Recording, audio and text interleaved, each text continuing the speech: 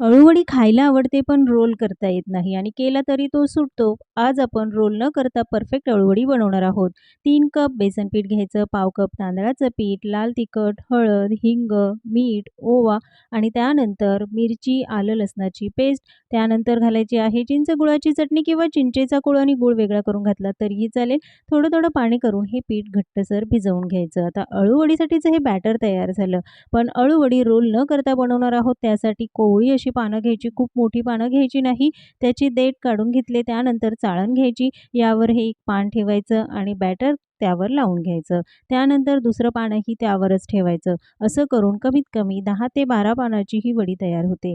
त्याच पद्धतीने आपल्याला त्यावर बॅटर लावून घ्यायचं आहे. पाणी उकळतं ठेवायचं. 20 मिनिटं मध्यम आचेवर वडी वाफवून घेतली. थंड झाली की काप करून घ्यायचे. आहे ना एकदम सोपी पद्धत आणि मस्त कडकडीत तेलामध्ये तळून घेतली. तयार आहे कुरकुरीत